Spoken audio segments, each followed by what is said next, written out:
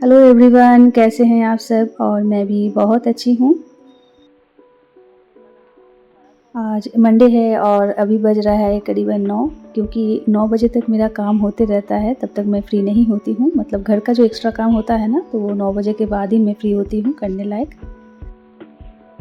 और घर का जो एक्स्ट्रा काम रहता है, इसको तो आप डिले नहीं कर सकते हैं, ये आपको रेगुलर वाइज़ करना है। और आज मैं ये वीडियो में यही शेयर करूँगी कि मंडे टू सैटरडे जो घर का एक्स्ट्रा काम रहता है, ये मैं कैसे वीकली प्लान करती हूँ, कैसे मैनेज करती हूँ। और आज मैं यही वीडियो में शेयर करूँगी मैं अपने घर को कैसे नीट एंड क्लीन रखती हूँ, किस तरह से प्लान वाइज़ मैं काम करती हूँ। तो चलिए, आज मेरा मंडे टू सैटरडे जो रूटीन होगा, ये मैं आपके साथ शेयर करूँगी। और होपफुली आप भी थोड़ा-सा मोटिवेट हो सकते हैं कि आप स्ट्रेस फ्री होके किस तरह से घर का जो एक्स्ट्रा काम रहता है, आप मैनेज कर सकते हैं। तो छोटी-छोटी जो टिप्स एंड ट्रिक्स है, ये मैं आपके साथ शेयर करूँगी, तो आप वीडियो के एंड तक बने रहिए।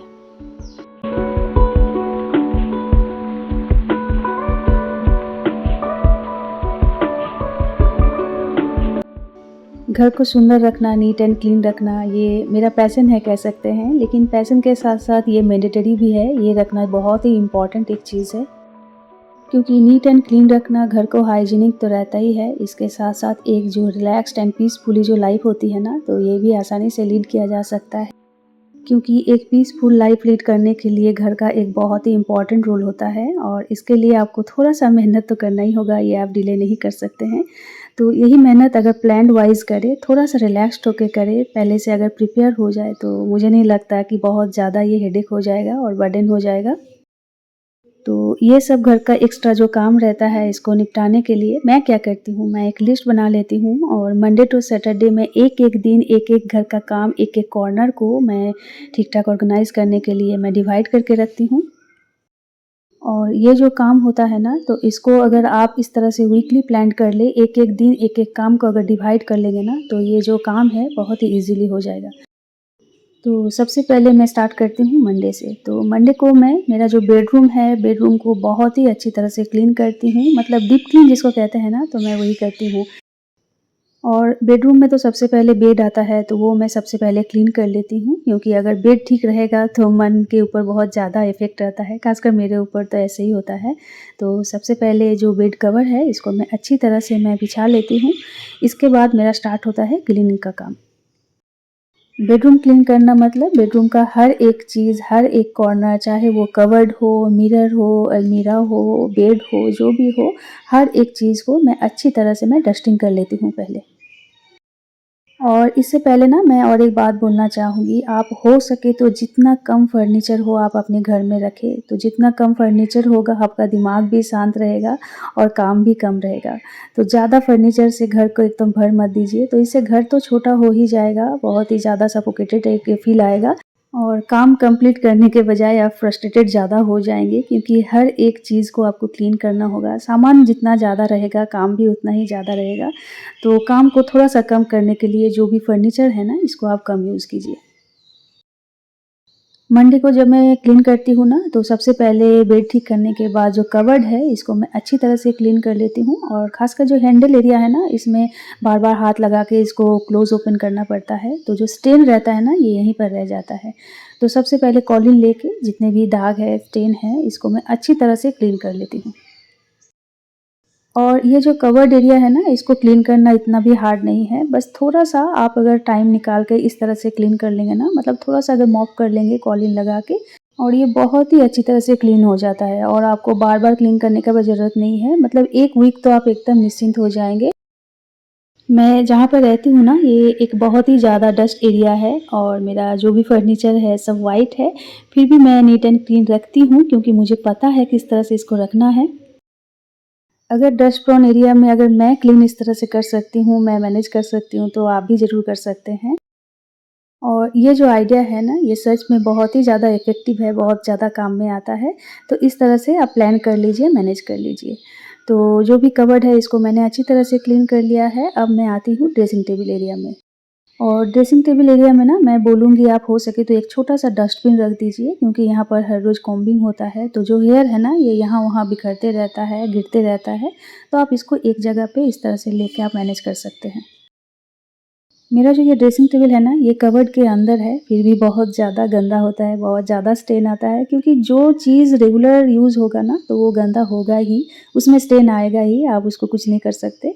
तो इस तरह से आपका जो हैबिट है रेगुलर वाइज़ क्लीन करना, ये करना ही होगा। लेकिन डीप करने के लिए वीकली में 1 बार आप ज़रूर प्लान करें। तो सबसे पहले ड्रेसिंग टेबल जो एरिया है, इसको मैंने अच्छी तरह से क्लीन कर लिया है। इसके बाद आता है जो मिरर, तो मिरर को भी मैं अच्छी तरह से क्लीन कर लेती हूँ क्योंकि मिरर में ना बहुत सारा स्टेन रह जाता है और ये जो स्टेन है ये इजीली विजिबल रहता है तो ख़राब लगता है देखने के लिए, तो इस तरह से क्लीन करना बहुत ही इम्पोर्टेंट है। मेरे बेडरूम में बहुत ज़्यादा फर्नीचर नहीं है, तो इसलिए क्लीन करने के लिए ज़्यादा टाइम भी नहीं लगता है। तो छोटी-मोटी जो भी चीज़ें हैं, इसको मैं अच्छी तरह से क्लीन कर लेती हूँ। और ये जो बुद्धा का बहुत बड़ा फ्रेम देख रहे हैं, तो ये वुड का है और इसको भी थोड़ा-सा कॉलिन स्प्रे कर देने से ना बहुत ही अच्छी तरह से ये क्लीन हो जाता है और मैं इस तरह से इसको अच्छी तरह से क्लीन कर लेती हूँ। और जब भी मैं ये क्लीन करती हूँ ना, तो मैं डायरेक्ट स्प्रे नहीं करती हूँ। जो मेरा मॉप है, उसके ऊपर मैं थोड़ा-सा इस तरह से स्प्रिंकल करके मैं इस तरह से अच्छी तरह से क्लीन कर लेती हूँ। और मेरे बेडरूम में जो फर्नीचर है, ये दोनों साइड टेबल है, बस यही है। तो इसको भी मैं इस तरह से हटा के अच्छी तरह से अंदर जो भी डस्ट है, इसको अच्छी तरह से मैं क्लीन कर लेती हूँ। इससे रिलेटेड ना मैं और एक बात आपको बोलना चाहूँगी। घर में आप जो भी फर्नीचर रखें ना, इसको लाइट वेट रखिए ताकि आप आसानी से जो फर्नीचर है इसको आप खुद ही मूव कर सकें। आपको किसी का हेल्प लेने का ज़रूरत नहीं है और अगर किसी का हेल्प लेने के बाद जब आ जाती है ना, तो वही काम डिले हो जाती है। लेकिन अगर वही काम आप खुद करेंगे, खुद कर सकते हैं, तो जो काम है ये डिले नहीं होगी। तो घर को नीट एंड क्लीन रखने के लिए लेस फर्नीचर रखिए और अगर फर्नीचर रखना चाहते हैं, तो हो सके तो वो लाइट वेट में रखिए।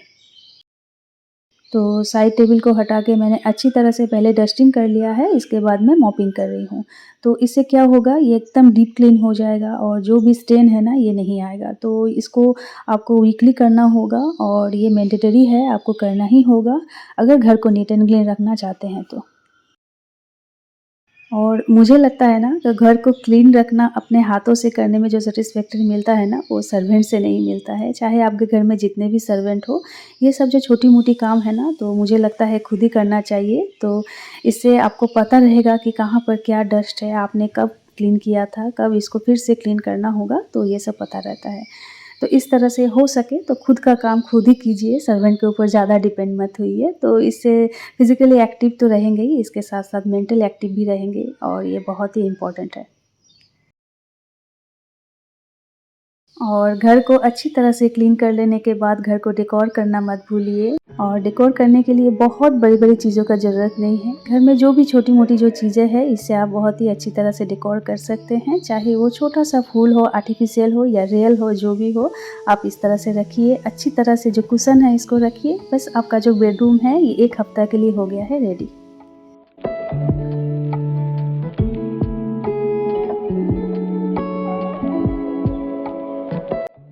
अब है ड्राइंग रूम। तो ड्राइंग रूम के लिए मैं ट्यूसडे चूज़ करती हूँ और ऐसा नहीं है कि मैं ट्यूसडे चूज़ करती हूँ मतलब आपको भी करना होगा। आप अपने हिसाब से आपका जिस तरह से आपका टाइम जो मैनेजमेंट है, जिस तरह से आप मैनेज करते हैं, तो आप उस तरह से चूज़ कर लीजिए। मतलब एक-एक दिन एक-एक घर का जो ड्यूटी है, डिपार्टमेंट है, रिस्पॉन्सिबिलिटीज़ है, ये उठाइए। देखिए आपका जो काम है ये ज़्यादा हेडेक और बर्डन नहीं लगेगा। और ड्राइंग रूम में तो रहता है सोफ़ा, तो सोफ़ा को हम लोग रेगुलरली क्लीन करते हैं। लेकिन जो एक्स्ट्रा जो सामान रहता है ना, जैसा मेरा ये लैंप है और टीवी कैबिनेट है और जो भी फ्लावर वास है, तो ये सबको मैं उस दिन क्लीन करती हूँ। और सोफ़ा को अच्छी तरह से क्लीन कर लेने के बाद जो टीवी कैबिनेट है, जो मेरा लैंप है, इसको सबसे पहले मैं अच्छी तरह से डस्टिंग कर लेती हूँ। इसके बाद कॉलिन दे के मैं इसको अच्छी तरह से मॉप कर लेती हूँ। तो मॉप करने से पहले आपको डस्टिंग ज़रूर करना होगा, नहीं तो जो भी डस्ट है ना, ये बैठ जाएगा, ये अच्छी तरह से नहीं निकलेगा और क्लीन करने के बजाय जो स्टेन है, ये बहुत ज़्यादा आ जाएगा। तो इसके लिए सबसे पहले आपको डस्टिंग करना होगा, जो भी फर्नीचर्स है, जो भी कॉर्नर है, एरिया है। इसके बाद अगर आप चाहते हैं तो मॉप कर लीजिए। मैं जब भी ड्राइंग रूम क्लीन करती हूँ ना, तो जो सोफ़ा है इसको भी मैं हटा लेती हूँ और अच्छी तरह से मैं ग्रूमिंग करती हूँ ताकि अंदर तक जो भी डस्ट है ये अच्छी तरह से निकल जाए। और मुझे लगता है ना सोफ़ा के अंदर इतना ज़्यादा डस्ट रहता है तो ये सबसे बड़ा टास्क रहता है कि इसको किस तरह से क्लीन रखें। तो जो सोफ़ा है इसको आप टाइम टू टाइम हटाइए और इस तरह से क्लीन कर लीजिए। और ड्राइंग रूम में जितने भी फ़ोटो फ्रेम हैं, जितने भी मतलब सामान है, सबको मैं एक-एक करके क्लीन करती हूँ। और ड्राइंग रूम में मेरे एक साइड पे है इस तरह से बेसिन एरिया है, तो बेसिन के ऊपर जो मिरर है इसमें तो स्टेन आ ही जाता है। क्योंकि दिन में बहुत बार जो बेसिन है ये यूज़ होता है और जो पानी है ये भी छिटकते रहता है, तो मिरर को क्लीन करना बहुत इम्पॉर्टेंट है। और इसको मैं ऐसे तो क्लीन करती हूँ और डीप क्लीन मैं जब भी करती हूँ तो इस तरह से कर लेती हूँ। और मिरर क्लीन करने के लिए ना ये वाला ब्रश बहुत ज़्यादा हेल्पफुल है, तो मिरर क्लीन करने के लिए आप इसको ज़रूर रखिए। और कोई भी अगर कपड़ा से इस तरह से अगर मॉप करेंगे ना तो ऊपर से और ज़्यादा स्टेन आ जाता है। इसलिए जब भी मैं मिरर को डीप क्लीन करती हूँ तो ये ब्रश की मदद से करती हूँ, और ऐसे नॉर्मली अगर रेगुलर क्लीन करना हो तो जो मॉप है मैं उसी से कर लेती हूँ। और मैं ना और एक बात यहाँ पर बोलना चाहूँगी, तो देखिए ये सब जो घर का काम-काज है ये तो आपको रेगुलर करना होगा, लेकिन इसके लिए आप टाइम कैसे निकालें, क्योंकि इसके साथ-साथ कुकिंग भी चलते रहता है और कोई भी काम को आप डिले नहीं कर सकते हैं, सब काम को एक साथ ही आपको निपटाना होगा। तो इसके लिए आपको बहुत ही अच्छी एक हैबिट पालना होगा, आपको अर्ली राइज़ करना होगा।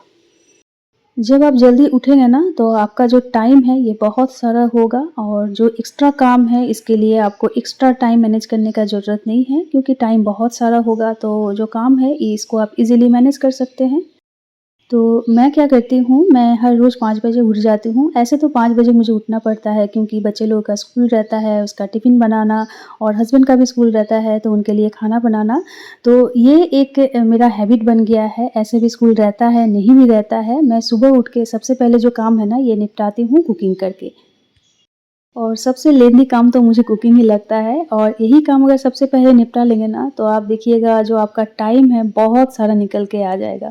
और ये वाला टाइम को आप बहुत ही अच्छी तरह से यूटिलाइज़ कर सकते हैं, घर के एक्स्ट्रा काम हो, सिलाई-कढ़ाई हो, पेंटिंग हो, जो भी आपका हॉबी हो, या अपने लिए भी निकाल सकते हैं। तो इसके लिए आपको थोड़ा-सा एक्टिव होना होगा, और जो बेड है बहुत जल्दी इसको छोड़ना होगा। तो देखिएगा आपके मेंटल और फिज़िकल हेल्थ के ऊपर कितनी अच्छी तरह से ये इफ़ेक्ट लाती है, तो ये बहुत ही एक इफ़ेक्टिव वे है, आप इसको ज़रूर यूज़ करें। तो फिलहाल मेरा ड्राइंग रूम क्लीन हो गया है, और जो भी एक्स्ट्रा फर्नीचर है, सामान है, सबको मैंने अच्छी तरह से क्लीन कर लिया है। अब आती है किचन, और किचन जो एरिया है ना इसमें सबसे ज़्यादा टाइम लगता है, बहुत ही एक लेंदी प्रोसेस होता है क्लीनिंग के मामले में। इसलिए ना मैं किचन का काम बहुत ज़्यादा नहीं बढ़ाती हूँ, तो इसलिए थोड़ा-थोड़ा करके जो भी होता है मैं कर लेती हूँ, नहीं तो जब भी डीप क्लीन करना होता है तो वीकली या मंथली इसको मैं कर लेती हूँ। और डीप क्लीन की जब बारी आती है ना तो या तो मैं कुकिंग करने के बाद करती हूँ, और कभी-कभी ऐसा भी होता है मैं कुकिंग करते-करते जो क्लीनिंग का काम रहता है मैं ये एक साथ करती रहती हूँ। क्योंकि कुकिंग स्टार्ट करने के बाद तुरंत ही तो जो खाना है ये तो बन तो नहीं जाता है ना, तो बीच में बहुत सारा टाइम लग जाता है इसको बनते-बनते। तो वो जो टाइम रहता है ना तो इसको मैं यूटिलाइज़ करती हूँ। तो इधर मेरा जो खाना है ये भी बनते रहता है, और जो क्लीनिंग है ये भी चलते रहता है। और किचन क्लीनिंग में ना सबसे पहले जो जार रखने का एरिया है इसको मैं क्लीन करती हूँ, और इसको अगर वीकली इस तरह से क्लीन करते रहेंगे ना तो जो भी इंसेक्ट्स है, जो भी कीड़े मकोड़े हैं या चींटी है इस तरह से नहीं आएगी, और जो जगह है एकदम नीट एंड क्लीन रहेगी। और किचन में ना सबसे ज़्यादा जो प्रॉब्लमेटिक एक चीज़ हो जाती है वो है कीड़े मकोड़े, कॉकरोचेस और छिपकली। तो इन सब से निजात पाने के लिए ना आपको इस तरह से वीकली हो, डेली हो, आपको किचन तो क्लीन करना ही होगा। मेरा ग्रोसरी सामान रखने का जो भी जार्स है ना ये सब ग्लास का है, तो इसमें ना बहुत जल्दी स्टेन आ जाता है, ये एक प्रॉब्लम है। लेकिन ऐसे तो देखने में बहुत ही ज़्यादा अच्छा लगता है और इजीली विजिबल भी होता है, मतलब कौन सा सामान रखा हुआ है आपको पता रहेगा। लेकिन ना स्टेन बहुत जल्दी आ जाता है, और ये स्टेन को हटाने के लिए वीकली इस तरह से एक बार क्लीन करना ज़रूरी है। और इस तरह से थोड़ा सा कॉलिन स्प्रे करके मैं जितनी भी कवर्ड है मैं इसको भी क्लीन कर लेती हूँ। और ज़्यादातर ना मैं उस जगह पे फ़ोकस करती हूँ जहाँ पर हाथ ज़्यादा लगता है, क्योंकि आप क्लोज़ ओपन करते रहते हैं और हाथ का स्टेन आ जाता है, ख़ासकर किचन में। और कुकिंग करते-करते आपको पता भी नहीं लगता है कि आपका जो हाथ है ये क्लीन है या नहीं है, तो आप रैंडमली यहाँ-वहाँ हाथ लगाते रहते हैं और उसी का जो स्टेन है ना ये आ जाता है। इसलिए जितने भी हैंडल एरिया है ना इन सबको मैं सबसे पहले क्लीन करती हूँ, क्योंकि इसको डीप क्लीन करना होता है, इसके बाद जो भी एक्स्ट्रा है इसको मैं करती रहती हूँ। एक्चुअल में ना मैं कुकिंग करने के बाद ही किचन को क्लीन करना प्रेफ़र करती हूँ, लेकिन गर्मी इतना ज़्यादा बढ़ गया है ना यहाँ पर, क्योंकि सब काम निपटा के मतलब कुकिंग को निपटा के क्लीन करने जाऊँ तो बहुत ज़्यादा देरी हो जाएगा और इतना धूप बढ़ जाता है ना, तो 12-1 बजे तक किचन में रहना थोड़ा-सा मुश्किल हो जाता है। तो इसलिए मैं अभी फ़िलहाल जो क्लीन कर रही हूँ ना, तो मैं कुकिंग करते-करते कर रही हूँ, ताकि मुझे बहुत ज़्यादा गर्मी झेलना ना पड़े और जो मेरा काम है ये भी फटाफट हो जाए, तो इस तरह से। और सर्दी, गर्मी, बरसात जो भी सीज़न हो, आपका जो काम है, जो मैंडेटरी काम है, ये तो करना ही होगा, इसको आप डिले नहीं कर सकते, मतलब आप इससे बच नहीं सकते। तो ये सब को आपको इस तरह से मैनेज करके थोड़ा-सा दिमाग लगा के करेंगे ना, तो इतना भी ज़्यादा ये हार्ड नहीं है। और किचन क्लीनिंग के मामले में ना अच्छा खासा आपके पास जो टूल्स है ये रहना ज़रूरी है, क्योंकि इससे ईज़िली आप जो काम है ये निपटा सकते हैं। तो इस तरह से बहुत सारे जो ब्रशेज़ हैं और जो फ़ोम है, मतलब क्लीनिंग का जो फ़ोम है, इस तरह से मैं रखती हूँ। और किचन में बहुत सारा टॉवल रखना ज़रूरी है, और ये सब जो आप नैपकिन देख रहे हैं ना, ये सब माइक्रोफ़ाइबर का जो टॉवल है या हैंकी जो भी आप कह सकते हैं, तो ये मैं यूज़ करती हूँ गैस का जो स्लैब है ये क्लीन करने के लिए। सबसे ज़्यादा गंदा जो होता है ना, ये कैबिनेट मेरा होता है, क्योंकि इसमें मसाला रहता है और बार-बार निकाल के यूज़ करना, फिर से रखना और थोड़ा-थोड़ा ना इधर-उधर गिर भी जाता है, तो इसको क्लीन करना बहुत ज़रूरी हो जाता है। इसलिए ये जो ड्रॉयर मैंने बनाया है ना, इसी तरह से कस्टमाइज़ किया है ताकि ये ईज़िली मूवेबल हो, आसानी से मैं इसको निकाल सकूँ, क्लीन भी कर सकूँ और मुझे ज़्यादा मेहनत भी ना करना पड़े। तो इस तरह से मैं थोड़ा-सा कॉलिन स्प्रे करके अच्छी तरह से मैं जो टॉवल है इसे अच्छी तरह से मैं मॉप कर लेती हूँ, ताकि जो भी एक्स्ट्रा मसाला है ये एकदम क्लीन हो जाए। और ये जो रैक है ना, ये पूरी तरह से इस तरह से निकल जाता है और इसको अच्छी तरह से मैं इस तरह से निकाल के मैं क्लीन कर लेती हूँ। तो इससे ईज़ी रहता है और डीपली क्लीन करने के मामले में भी बहुत ज़्यादा हेल्पफुल रहता है और आपको बहुत ज़्यादा कसरत करने का भी ज़रूरत नहीं पड़ती है। तो इस तरह से। तो इधर कुकिंग होते-होते जो मेरा ड्रॉयर है इसको भी मैंने क्लीन कर लिया है। अब मैं जो भी मसाले के डब्बे हैं, इस सबको मैं एक-एक करके रख दूँगी। मैं ना आपको ज़रूर रिकमेंड करूँगी, आप इस तरह से अगर कुछ ड्रॉयर बनाना चाहते हैं मसाला रखने के लिए, तो आप इस तरह से बनाइए, इस तरह से कस्टमाइज़ कीजिए, तो ये ना बहुत ज़्यादा हेल्पफुल रहता है। क्योंकि ये सामने रहता है, एक जगह पे रहता है और ईज़िली विज़िबल भी होता है और ईज़िली आप क्लीन भी कर सकते हैं। अब जो भी यूटेंसिल्स है इसको मैं अब ऑर्गेनाइज़ कर लेती हूँ, क्योंकि मेरी जो काम वाली दीदी है ये सब बर्तन को इस तरह से धो के चली गई है और इसका जो पानी है ये भी अच्छी तरह से सूख गया है। अब मैं एक-एक करके सब पहले ऑर्गेनाइज़ कर लेती हूँ। मेरे गैस स्टोव रखने का जो स्लैब है ना, उसके नीचे वाले ड्रॉयर में मैं इस तरह से रेगुलर यूज़ के जो भी यूटेंसिल्स हैं मैं इन सबको रखती हूँ और ये हाथों के सामने रहता है और ईज़िली विज़िबल भी होता है और आसानी से यूज़ भी किया जाता है।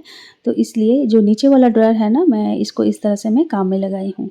तो इसके ऊपर मैं एक इस तरह से मैट बिछाती हूँ और ये जो मैट है ना, ये बहुत ही एक थिक वाला मैट है, प्लास्टिक का है लेकिन बहुत ही थिक वाला है। और इसको मैं नीचे इस तरह से बिछा देती हूँ और रेगुलर यूज़ के जो भी यूटेंसिल्स हैं ना, इसके ऊपर मैं रख देती हूँ। ऐसे तो जो भी पानी है इसको मैं अच्छी तरह से ड्राई कर लेती हूँ और ड्राई नहीं भी होता है तो मैं इसको अच्छी तरह से मॉप कर लेती हूँ, इसके बाद रखती हूँ। तो इससे क्या होता है, जो एरिया है ना ये एकदम नीट एंड क्लीन रहता है और जो यूटेंसिल्स है ये भी एकदम क्लीन रहता है। और ये वाले कैबिनेट पे ना रेगुलर यूज़ के जो भी प्लेट है, बोल है, मैं यहाँ पर रखती हूँ और ये सब ग्लास का है तो सामने रहता है, एक ही जगह पे रखता है। और ये वाला जो एरिया है यहाँ पर रेगुलर यूज़ नहीं होता है, बीच-बीच में निकलता है, ये सबको मैं यहाँ पर रखती हूँ। और मैं ना यहाँ पर एक बात मेंशन करना चाहती हूँ, अगर आप चाहते हैं कि कम जगह पे बहुत सारे यूटेंसिल्स को एक साथ रखेंगे, तो आप जो भी यूटेंसिल्स खरीदें ना, तो इस तरह से असेंबल कर पाएँ, इस तरह से लीजिए, ताकि ये एक ही जगह पे हो जाए और जो जगह है ये भी कम लगे। तो देखिए कितने सारे जो बोल है, एक जगह पे मैंने इस तरह से रख दिया है। अब बेसिन के ऊपर जो मेरा इस तरह से स्टैंड है ना, जो यूटेंसिल रखने का स्टैंड है, तो इसको भी मैं वीकली इस तरह से क्लीन करती हूँ। तो इसके लिए जो स्टैंड है इसको मैं हटा देती हूँ और जो एरिया है इसको अच्छी तरह से मैं स्क्रब कर लेती हूँ और इसको अच्छी तरह से करती हूँ, क्योंकि ये वेट एरिया है और यहाँ पर पानी का काम ज़्यादा होता है और जहाँ पर पानी का काम होगा वहाँ पर स्टेन भी ज़्यादा आएगा, तो इसलिए इसको अच्छी तरह से रगड़-रगड़ के जो भी स्टेन है ना, इसको निकालना पड़ता है। और वॉल में ना टाइल्स होने का यही एक फ़ायदा होता है, क्योंकि आप आसानी से इसको रगड़ के, पानी दे के, धो के, मतलब जिस तरह से आप चाहते हैं इस तरह से आप क्लीन कर सकते हैं। तो ये एक ईज़ी रहता है। तो देखिए थोड़ा-सा रगड़ लेने के बाद जो एरिया है कितना क्लीन हो गया है और कितना अच्छा लग रहा है देखने में। तो बस थोड़ी-सी मेहनत लगती है, थोड़ी-सी एफ़र्ट लगती है, इसके लिए कोई रॉकेट साइंस नहीं है, बहुत कुछ ज़्यादा करने का ज़रूरत नहीं है, बस थोड़ा-सा आपको टाइम निकालना होगा। बाकी रूम से ना किचन में डिटेलिंग ज़्यादा होता है, सामान भी बहुत ज़्यादा होता है और बहुत सारा ऐसा कॉर्नर रहता है कि जहाँ पर गंदगी बहुत ज़्यादा हो जाती है। अगर आपके किचन में चिमनी हो या नहीं भी हो ना, लेकिन पता नहीं ये सब जो स्टेन है ये कहाँ से आ जाती है, तो इसको बीच-बीच में इस तरह से क्लीन करना बहुत ज़रूरी हो जाता है। मेरा जो गैस का जो स्लैब है ना, ये एकदम विंडो के बगल में ही है और चिमनी भी है, फिर भी ना जो स्टेन है ये बहुत सारी आ जाती है। तो लगे हाथ जो रॉड है इसको भी मैं क्लीन कर लेती हूँ। अब बारी आती है चिमनी की। ऐसे तो जो चिमनी है ये मेरा ग्लास का है, तो ऊपर पर मैं हल्का इस तरह से कॉलिन स्प्रे करके मैं क्लीन कर लेती हूँ। और जो ये चिमनी है ना, मेरा अभी वारंटी पीरियड में है, तो 3 मंथ के बाद जो सर्विस है ये आके करके जाते हैं घर में। तो अभी फ़िलहाल मुझे ये डीप क्लीन करना नहीं पड़ रहा है, बस ऊपर-ऊपर में हल्का-सा मैं क्लीन कर लेती हूँ और जब वारंटी पीरियड ख़त्म हो जाएगा तब देखा जाएगा।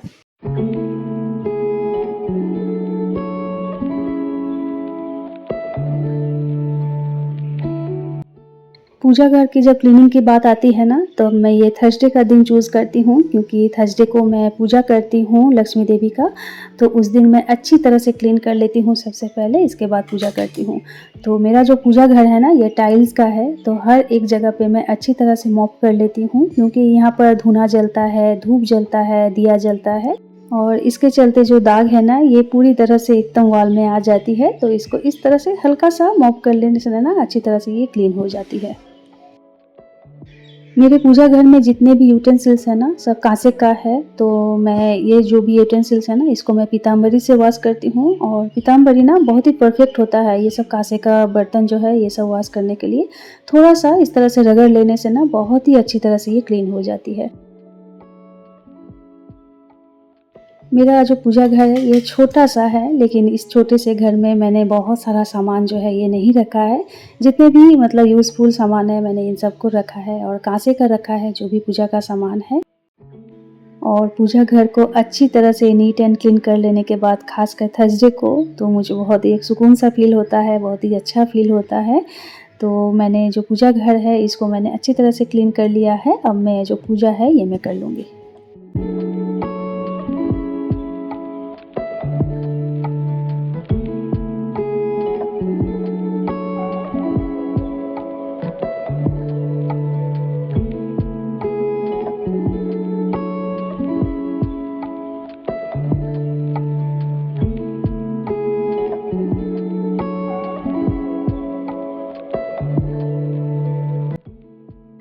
किड्स रूम क्लीन करने के लिए मैं ज़्यादातर फ्राइडे का दिन चूज़ करती हूँ। ऐसे तो बच्चे अपना जो भी काम है छोटा-मोटा वो सब कर ही लेते हैं। लेकिन जो डीप क्लीन का काम है ये उन लोगों से नहीं होता है, तो डीप क्लीन के लिए मुझे ही आना पड़ता है। तो मैं इस तरह से समय निकाल के ख़ासकर फ्राइडे या सैटरडे में इस तरह से समय निकाल के मैं जो उन लोगों का रूम है मैं ये क्लीन कर लेती हूँ। और किड्स रूम का जो बेड कवर है ना, ये मैं बोलूँगी ज़्यादा रखिए क्योंकि बच्चे इतना ज़्यादा गंदा करते हैं ना, तो एक तो अगर हल्का कलर रखेंगे तो बहुत ज़्यादा गंदा होगा, स्टेन आएगा। तो इसलिए बच्चे लोग का जो बेड कवर है ना, मैं हल्का, डार्क बहुत सारा मैं रखी हुई हूँ और मूड के हिसाब से मैं चेंज करती रहती हूँ। और दोनों का जो बेड है ना, इस तरह से अलग-अलग है और ये सिंगल बेड है, तो सिंगल बेड एक तो अच्छी बात है मतलब जो मैनेज है ये आसानी से किया जाएगा। और दोनों जो बेड है एक ही रूम में है, एक ही जैसा है, तो जो कवर्स है मैं एक ही जैसा रखती हूँ और एक ही कलर में रखती हूँ ताकि ये अच्छा लगे देखने में मतलब सिमेट्री लगे देखने में, तो इस तरह से। और जो ड्रॉअर है ना मैं इस तरह से ऑर्गेनाइज़र रखती हूँ ताकि जो बच्चे के जो भी सामान है रेगुलर यूज़ के क्लिप हो या जो भी छोटे-मोटे जो सामान है एक ही जगह पे इस तरह से वो रख सके।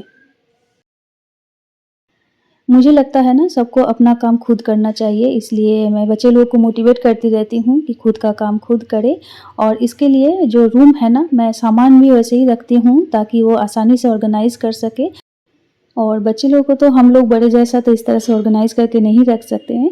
लेकिन अगर छोटी-मोटी इस तरह से ऑर्गेनाइज़र हो या छोटी-मोटी जो भी टूल्स हो ना आप रख देंगे तो बच्चे आसानी से ये यूज़ भी कर सकते हैं और खुद को वो मोटिवेट भी फ़ील करेंगे सामान रखने में या अपने रूम को अच्छी तरह से डेकोर करने में। तो फ़िलहाल मेरा जो बच्चों का रूम है ये क्लीन हो गया है। अब मैं जितने भी एक्स्ट्रा काम है ये मैं चूज़ करती हूँ सैटरडे का दिन करने के लिए। एक्स्ट्रा काम मतलब जो भी एक्स्ट्रा कपड़ा होगा ये सब को ऑर्गेनाइज़ करना, और जो भी आयरन के लिए जो कपड़ा जाएगा ये सब कुछ अगर जाएगा वॉश के लिए तो ये सब मैं सैटरडे के दिन करने के लिए प्रेफ़र करती हूँ। रेगुलर जो भी क्लॉथ्स हम लोग यूज़ करते हैं ना, तो रेगुलर तो सबको अच्छी तरह से रेडी करके रखना पॉसिबल नहीं होता है, क्योंकि स्वेटिंग होता है, सबको फिर से वॉश करना, फिर आयरनिंग करना, या अगर ऐसे ही नॉर्मली अगर किसी को हल्का-सा इसको ड्राई करके फिर रखना, तो ये इंस्टेंटली नहीं होता है, आपको नेक्स्ट दिन ही करना पड़ता है। तो एक-एक करके ना बहुत सारा जो कपड़ा है ये जमा हो जाता है। तो मैं क्या करती हूँ, ऐसे नॉर्मली जो रेगुलर यूज़ के जो कपड़े हैं ऐसे ही स्टैक करके रख देती हूँ, और वीकेंड में सब एक साथ जो भी कपड़ा है मैं लेके बैठती हूँ, सबको ऑर्गेनाइज़ करती हूँ, और जो मेरा ऑर्गेनाइज़र है इसमें मैं रखती हूँ, और जो भी आयरन के हैं इसको अलग से रखती हूँ, और जो भी वॉश के लिए जाएगा मतलब ड्राई क्लीन के लिए जाएगा उसको अलग से रखती हूँ। मेरा ना एक साथ बहुत सारा साड़ी निकल गया है, क्योंकि पिछले कुछ दिनों से मैं बहुत ज़्यादा पार्टी हो या यहाँ हुआ घूमने जाना हो ये सब मैं अटेंड कर रही हूँ, तो बहुत सारा साड़ी निकल गया है। और मैं ना साड़ी एक बार यूज़ करने के बाद मैं ऐसे ही नहीं रख देती हूँ, अच्छी तरह से मैं आयरन करती हूँ, इसके बाद मैं रखती हूँ। इससे क्या होती है, जो जगह है ये भी कम लगती है, और जो ऑर्गेनाइज़र है ये भी ऑर्गेनाइज़ लगता है, और साड़ी का लॉन्जेविटी भी बहुत अच्छा रहता है। मेरी जो वॉशिंग मशीन है ना, ये हर रोज़ चलती है, कभी-कभी तो दिन में 2 बार भी चलती है, और इसके चलते ना इतना सारा जो डर्ट है यहाँ पर अटक जाता है, तो वॉशिंग मशीन को भी क्लीन करना बहुत ज़्यादा इम्पोर्टेंट है, क्योंकि कपड़े अगर आप वॉश करते रहेंगे, लेकिन अगर इस तरह से अगर डीप क्लीन नहीं करेंगे ना, तो मशीन तो ख़राब होगा ही, इसके साथ जो कपड़ा है ये भी अच्छी तरह से क्लीन नहीं होगा।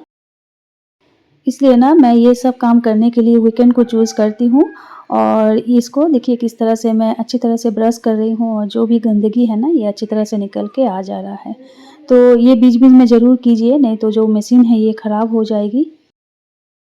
तो ये सब जो छोटी-मोटी जो चीज़ें हैं ना, ये सब को आप खुद ही घर में कर सकते हैं, तो इसके लिए आपको बाहर से मिस्त्री बुलाने का ज़रूरत नहीं है, आप इस सब को घर ही में कर सकते हैं, और इससे जो मशीन का लॉन्जेविटी है ना, ये भी बरकरार रहता है, और मशीन भी अच्छा रहता है, और जो कपड़ा है ये भी बहुत ही अच्छी तरह से धुलता है। तो जो भी मशीनरी चीज़ हो, गैजेट्स हो, टूल्स हो, ये सब को ना मैं वीकेंड्स में लेके बैठती हूँ, ताकि मैं इसको शांति से, आराम से मैं इसको अच्छी तरह से मैं क्लीन कर पाऊँ।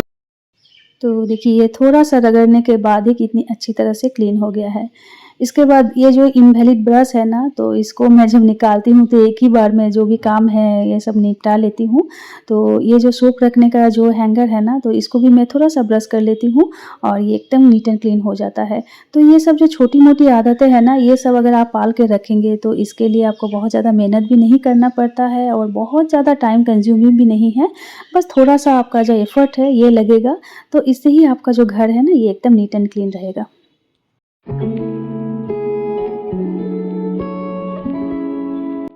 घर को जितना ज़्यादा टाइम दे रहे हैं, उससे भी ज़्यादा टाइम अपने आप को देना होगा। इसलिए संडे का जो दिन होगा ना, वो आप अपने लिए रखिए, आपके फैमिली के लिए रखिए, आप खुद के लिए रखिए, आपको जो अच्छा लगता है। आप संडे के दिन आपका जो स्किन केयर है, हेयर केयर रूटीन है, ये फ़ॉलो कीजिए, क्योंकि ये भी बहुत एक इम्पॉर्टेंट एक चीज़ है, क्योंकि उम्र के साथ-साथ आपका स्किन, आपका हेयर ये भी धीरे-धीरे जवाब देने लगता है, तो ये सब भी करना होगा।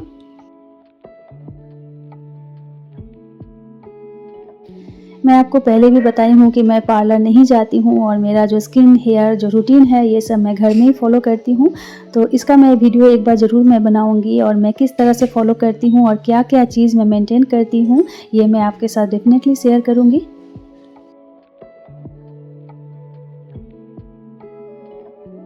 तो आशा करती हूँ मेरा ये छोटा-सा वीडियो, छोटा-सा एफ़र्ट आपको अच्छा लगा, और आप भी थोड़ा-सा मोटिवेट हुए। तो इस आशा के साथ मेरा जो ये वीडियो है मैं यहीं पर ख़त्म करती हूँ, और बहुत जल्दी मिलूँगी आप लोगों के साथ। तब तक खुश रहिए, आबाद रहिए, स्वस्थ रहिए, और हाँ, घर के साथ-साथ जो आपका एनवायरनमेंट है इसको भी नीट एंड क्लीन रखिए। Bye bye, take care.